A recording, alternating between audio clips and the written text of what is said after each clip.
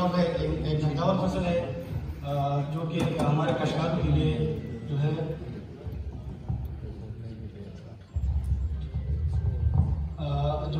हमारे फार्मर को जो है वो काफ़ी इनकम जो है करता है। अच्छा, गार्लिक इसका जो न्यूट्रिशनल वैल्यू है वो काफ़ी ज़्यादा है, एक न्यूट्रिशनल क्रॉप है और ये एंटीऑक्सीडेंट पोटेंशियल है इसमें, एंटी कैंसर नेचर है इसका, ये एंटी माइक्रोबियल इफेक्ट है इसका।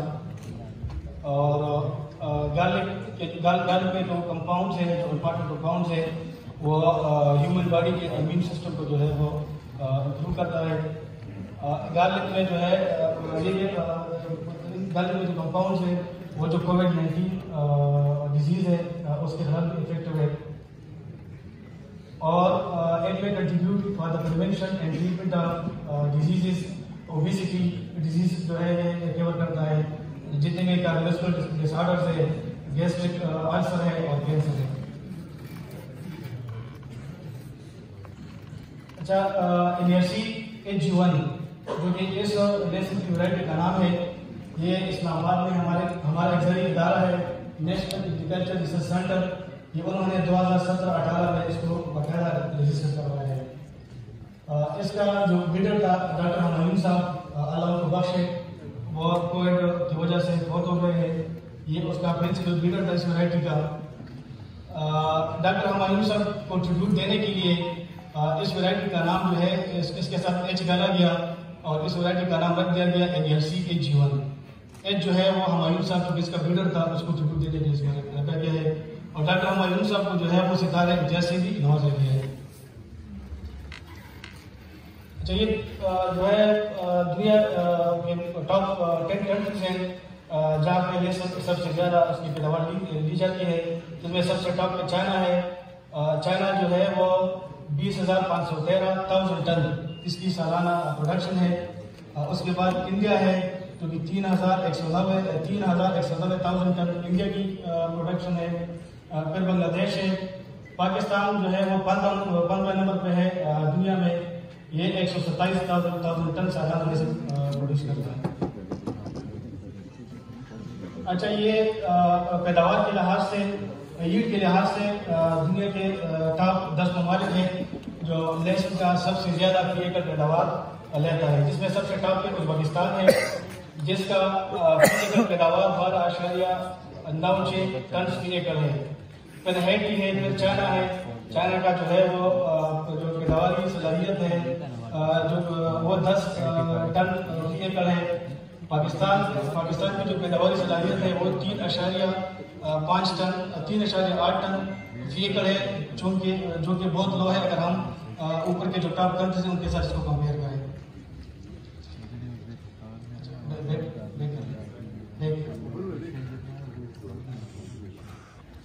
अच्छा, इधर अगर हम देखें ये सबसे लास्ट में NRC HG1 की जो पैदावारी पोटेंशियल है वो 8 टन से लेकर 10 टन तक इसकी फी एकड़ पैदावार है। तो अगर हम देखें जो टॉप कंट्री है पैदावार के लिहाज से उज़्बेकिस्तान, उसकी 12.96 टन है और NRC HG1 की जो पैदावारी पोटेंशियल है वो 8 से लेकर 10 टन फी एकड़ इसकी पैदावारी पोटेंशियल है। अच्छा, ये पाकिस्तान का 5 साल का डेटा है। इसमें जो है हम डिस्कस करेंगे 19-20 और 20-21 का डेटा। 19-20 में लहसुन लगा था पूरे पाकिस्तान में 23,282 एकड़ पे और 20-21 में लगा था 33,056 एकड़ पे। तो अगर हम इसमें इसकी एरिया में इंक्रीज देखें तो एरिया में इन 2 सालों में 29.6% जो है इसका एरिया इंक्रीज हुआ। अगर हम प्रोडक्शन को देखें तो 19-20 में प्रोडक्शन आई थी 85,642 टन और 20-21 में पैदावार आई थी 1,27,477 टन। तो अगर हम इसकी परसेंटेज को देखें तो प्रोडक्शन में 32.8% ये इंक्रीज आई है। फिर अगर हम ईल्ड को देखें तो ईल्ड में 19-20 और 20-21 में ईल्ड में फर्क आई है 4.7% जो है इसकी ईल्ड में इंक्रीज आई है। तो इसलिए साबित होता है कि NRC HG1 चूंकि एक हाई पैदावार वाली वैरायटी है, तो अगर हम 2 साल का वेरिएशन देखें तो 4.7% ईल्ड में इंक्रीज आना एक बहुत बड़ी फिगर है। अच्छा, ये पंजाब का डेटा है। पंजाब में जो है जो 19-20 और 20-21 का जो फर्क है, उसमें एरिया में 44.7% मतलब ये एरिया इंक्रीज हुआ है पूरे पंजाब में इन 2 सालों में। अगर हम पैदावार को देखें, प्रोडक्शन को देखें, तो प्रोडक्शन 47.5% जो है वो इंक्रीज हुई है। और अगर हम ईल्ड को देखें, फी एकड़ ईल्ड को, तो 5.3% जो है वो इसकी फी एकड़ ईल्ड में जो है वो चेंज आई है। अच्छा, सिंध, चूँकि सिंध में लेसन बहुत कम लगता है, तो इसलिए उसका डेटा जो है वो उतना नहीं है, थोड़े बहुत उसमें चेंजेस है। अच्छा, अभी अगर हम केटी डिस्कस करें तो 19-20 में केटी में लेसन लगा था 7,776 एकड़ में, और 20-21 में लगा था 8,645 एकड़ में। तो ये एरिया में हमारी इंक्रीज आई है 10%। और अगर हम प्रोडक्शन को देखें तो 19-20 में हमने प्रोडक्शन की थी 35,984 टन, और 20-21 में हमने पैदावार हुई है 39,500 टन। तो प्रोडक्शन में जो है वो 8.9% जो है वो इंक्रीज आई है।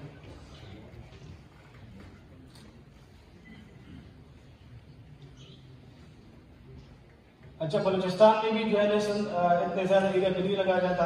पूरे पाकिस्तान में जो है वो मतलब खैबर पख्तूनख्वा और जो पंजाब में ये गार्लिक पे लीड करते हैं। अच्छा, ये इंपोर्ट है, पाकिस्तान जो लेसन इंपोर्ट करता है, तो ये 3 साल का डेटा मैंने इसमें डाला है। तो अगर हम देखें 18-19 में हमने जो है 31,606 टन गार्लिक इंपोर्ट किया था, जिसकी वैल्यू बन रही थी 4,059 मिलियन रुपीस। फिर 19-20 में हमने गार्लिक इंपोर्ट किया था 63,882 टन, जिसकी वैल्यू बन रही थी 10,441 मिलियन रुपीस। तो अगर हम देखें इसकी परसेंटेज देखें वेरिएशन, तो इसकी इंपोर्ट में इन 2 सालों में इंपोर्ट में इंक्रीज आई है 50%, और इसका जो इसकी जो वैल्यू है इन रुपीस, उसमें चेंज आई 61%। फिर अगर हम 19-20 और 20-21 को कंपेयर करें, तो 20-21 में हमने इंपोर्ट किया था 1,08,34 टन, और इसकी जो वैल्यू बन रही थी वो 17,381 मिलियन, यानी 20-21 में हमने 17 अरब का लेसन जो है वो इंपोर्ट किया था। तो अगर हम इसकी वेरिएशन को देखें, इंपोर्ट में वेरिएशन आई है 41%, मतलब 50% से लेकर 41% पे आ गई है, और इसका जो वैल्यू है वो 61% से लेके 39% तक। तो हम अगर इस ओवरऑल टेबल को चेक करें, इससे ये साबित होता है कि हम हर साल तकरीबन आधा लेसन जो है वो बाहर मुल्कों से मंगवाते हैं। मतलब हम अपनी ज़रूरत का आधा लेसन खुद पैदा करते हैं, और जो बकाया है वो हम बाहर मुल्कों से जो है वो मंगवाते हैं, जिसमें चाइना से फहरिस्त है। सबसे ज़्यादा लेसन तकरीबन 99% लेसन जो है वो हम चाइना से इंपोर्ट करते हैं। अच्छा, ये एक कंपैरिजन है इनियर्सी जीवन वैरायटी की दूसरे वैरायटी के साथ। अच्छा, इसमें अगर हम देखें इनियर्सी जीवन का जो सिंगल बल्ब का वजन है, सिंगल बल्ब वेट, वो ड्राई का वो 150 ग्राम से लेके 400 ग्राम तक है। अगर हम उसको कंपेयर करें जो हमारे बकाया लेसन की वैरायटीज है रजिस्टर्ड, जिसमें लेसन गुलाबी है, लेसन गुलाबी का 30 से लेके 50 ग्राम तक इसका बल्ब का वजन है। फिर NS 756 जो कि हमारे आम काश्तकार लगाते हैं, देसी वैरायटी, उसको देसी के नाम से जाना जाता है, उसका जो बल्ब वेट है वो 30 से लेके 60 ग्राम तक है। और स्वामी गार्लिक वन जो कि एक नई वैरायटी है अप्रूव्ड, उसका जो बल्ब का वेट है वो 70 से लेकर 90 ग्राम तक है। अच्छा, इसका अगर हम 1 किलो का जिसको तुरी बोलते हैं, अगर इसको 1 किलो का वेट कर ले, तो इनियर्सी जीवन के 1 किलो का वेट है 15 से लेकर 30 ग्राम। लेसन गुलाबी का 2 से 3 ग्राम, NS 756 का 3 से 4 ग्राम, और स्वामी गार्लिक वन का 5 से 7 ग्राम। फिर अगर हम बल्ब फीड को देखें, तो इनियर्सी जीवन का जो बल्ब जो पैदावारी पोटेंशियल है वो 8 से लेकर 10 टन तक एकड़ है। अच्छा, जो बकाया वैरायटीज है उसका मैक्सिमम 3 से लेके 5 टन तक फी एकड़ की पैदावारी पोटेंशियल है। तो आप इससे भी अंदाजा लगा सकते हैं कि इनियर्सी जीवन की पैदावारी पोटेंशियल कितनी ज़्यादा है।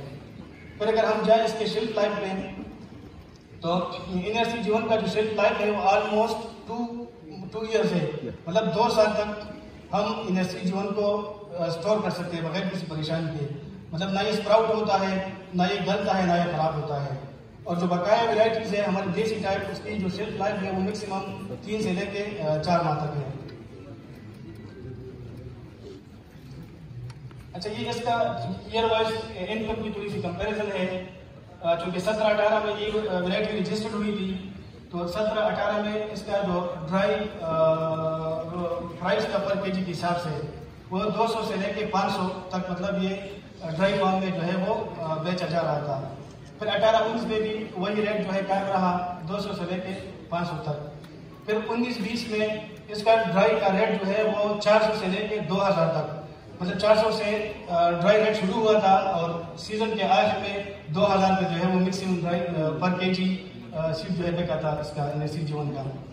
फिर 20-21 में रिवाज थोड़ा सा चेंज हुआ, फ्रेश फार्म में जो है इसकी सेल शुरू हुई, मतलब जैसे ही जमीन से निकाला जाता है उस टाइम जो है वो इसको बेचा जाता है। तो फ्रेश में इसका रेट 250 से लेके 800 तक रहा ये 2020-21 में। और फिर ड्राई में ये 1000 से शुरू हुआ था और 6000 में जो है पर केजी ये इसका एंड हुआ था, सीजन का एंड हुआ था। फिर 21-22 में इसका जो फ्रेश रेट था वो 750 से लेके 3500 तक फ्रेश इसका रेट जो है रहा। और ड्राई का रेट 4000 से शुरू हुआ था और 15000 में जो है इसका ड्राई रेट जो है होता। अभी जो साल है 2022-23, तो इसमें अभी जो फ्रेश का रेट है वो 1500 से लेकर 2500 के दरमियान जो है इसका फ्रेश रेट चल रहा है। तो आप इससे अंदाजा लगा सकते हैं कि एनएससी जीवन की जो पोटेंशियल है इस व्यापारी का ज़्यादा है।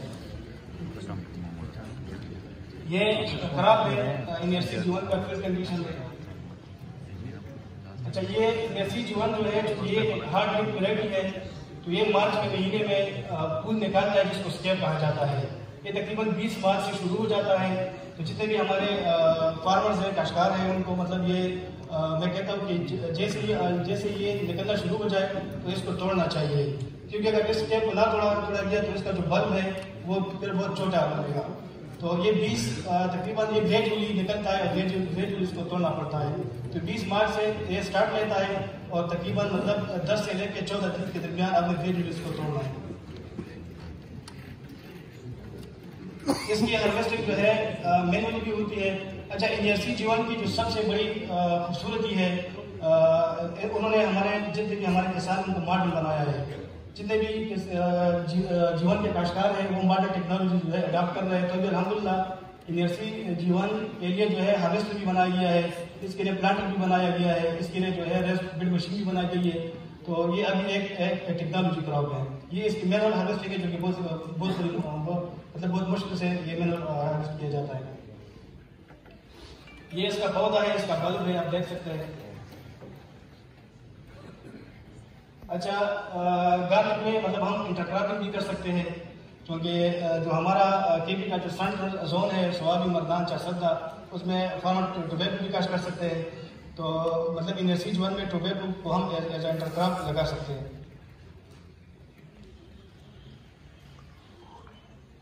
ये इसके बल्ब है, ये इसके क्लोज है एनएससी जीवन के। अच्छा, ये इसका बेबी सीड है, वो इसको क्रॉप कहते हैं, तो इसको बेबी सीड कहते हैं। ये जो एनएससी जीवन का जो बल्ब है उसके नीचे लगे होते हैं, इसको भी एज ए सीड यूज किया जा सकता है। ये 2 साल में जो है सीड बनाता है। जब आप उसको पहले साल लगाते हैं तो ये राउंड शेप में बल्ब बनाता है, राउंड शेप में, इसमें तुरिया नहीं होती। अगर आप उस राउंड बल्ब को लगाए तो अगले साल ये सही बल्ब बनाते हैं तुरियों वाला। Thank you.